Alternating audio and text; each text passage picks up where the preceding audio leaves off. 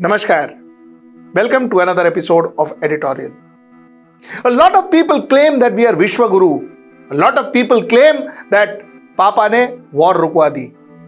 But the reality is that our passport is ranked 82nd.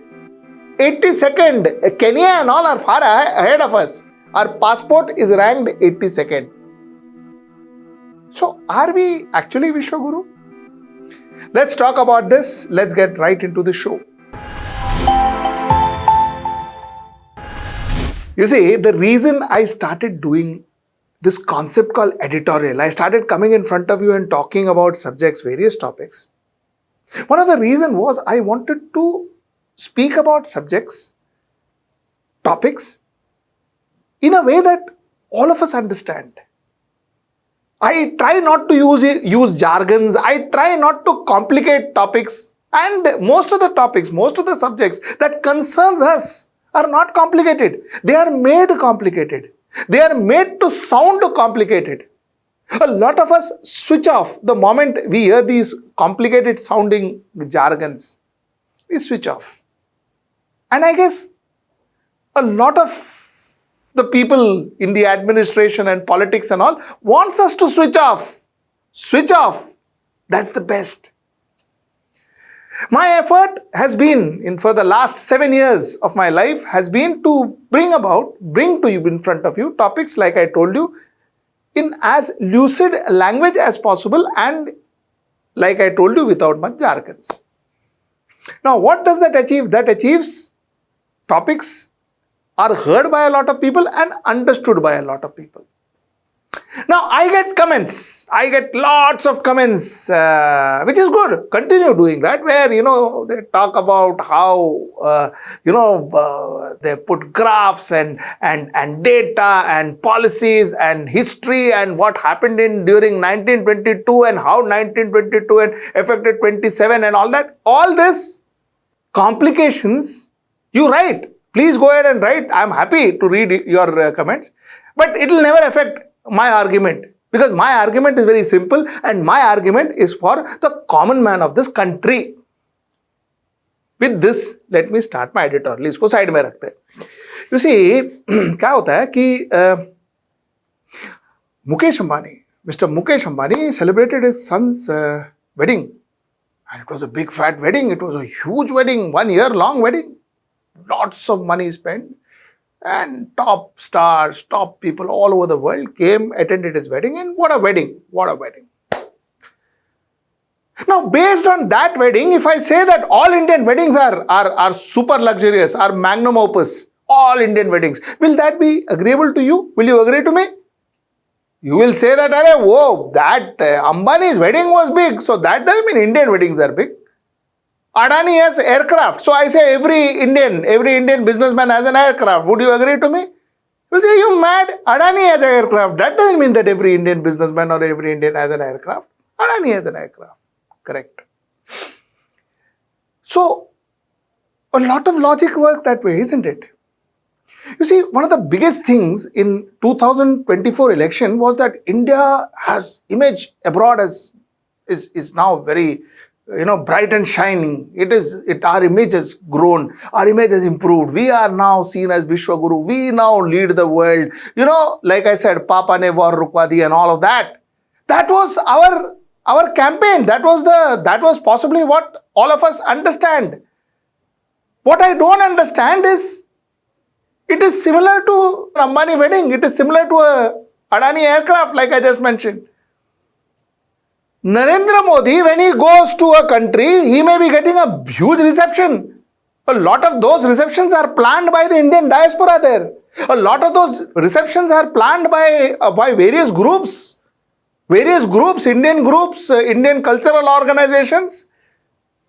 And he gets a big reception. But does that necessarily mean that India's image has gone up?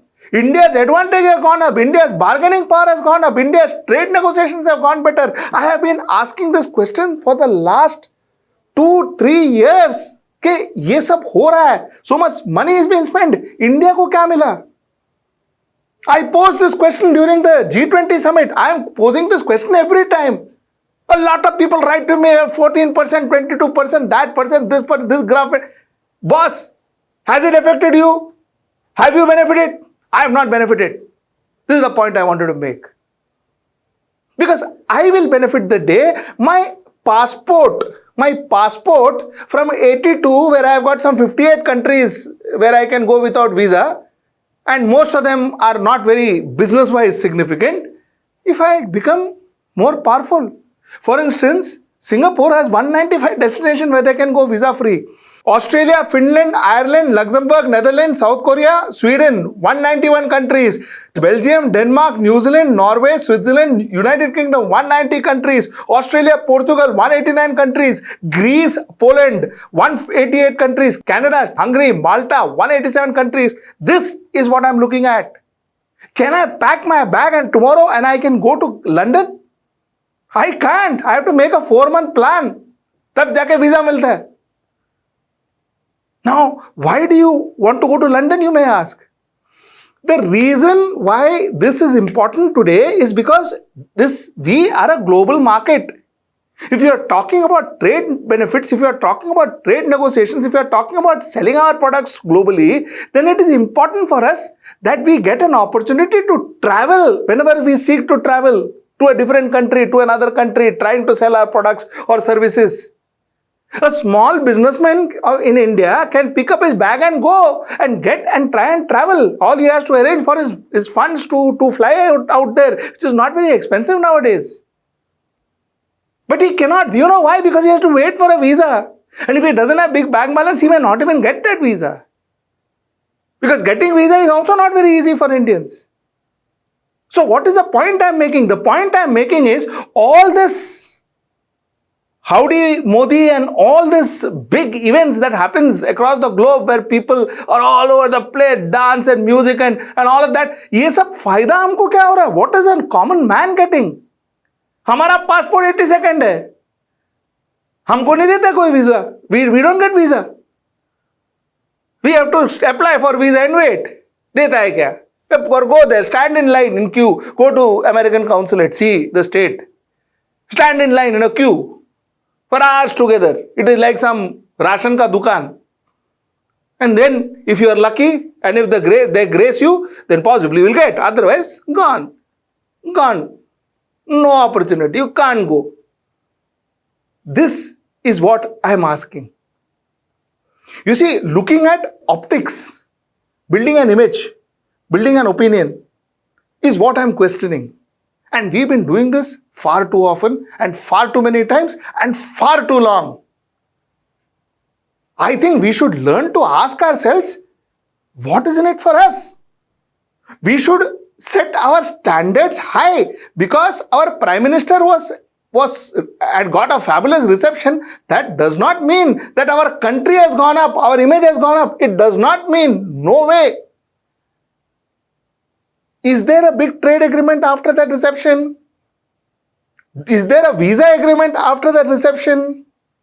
Are we getting visa free after that reception? What is the trade we are getting back home after that reception? What is the investment that we are getting home after that reception? We should learn to ask these questions because those are the important questions.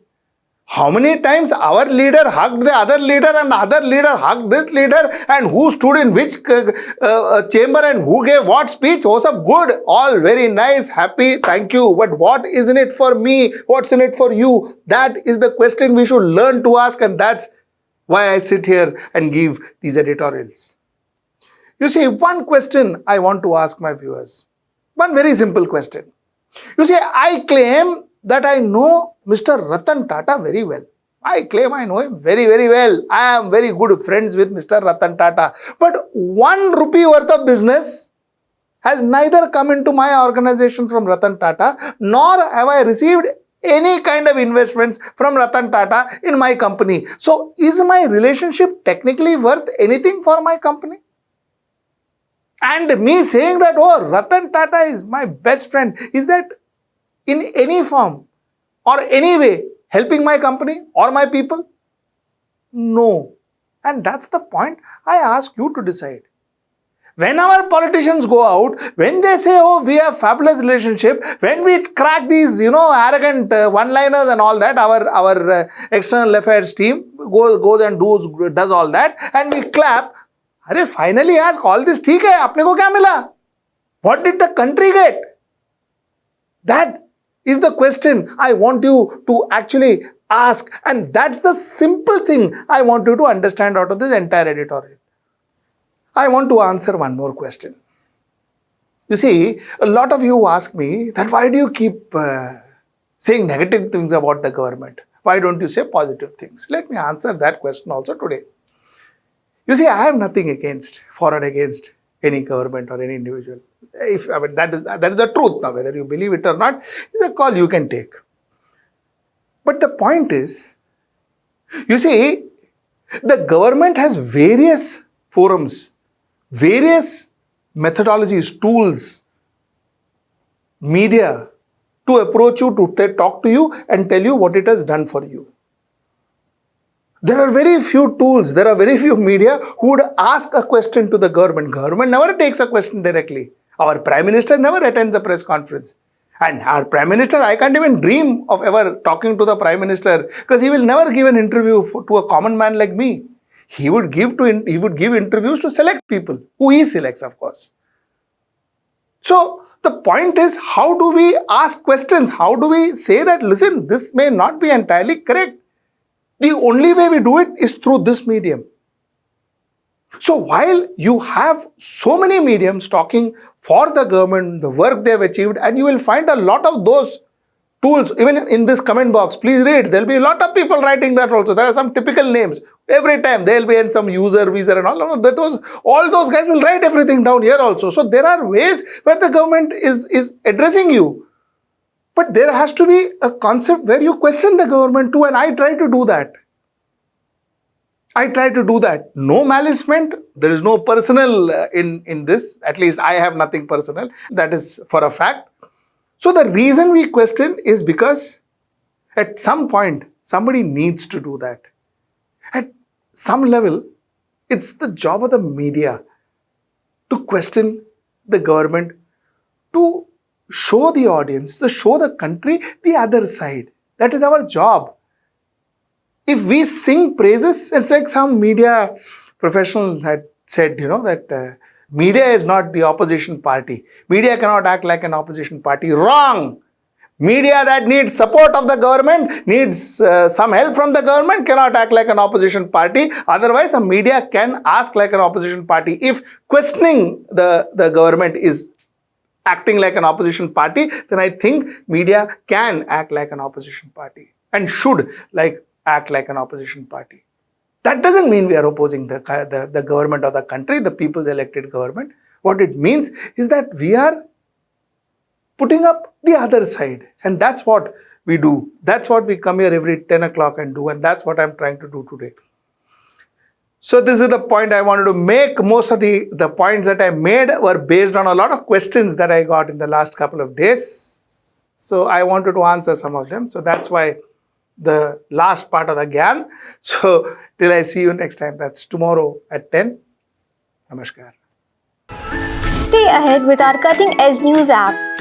Instantly access the latest shorts in just 1 minute and breaking news in just 50 words. Download now for a smarter, faster news experience.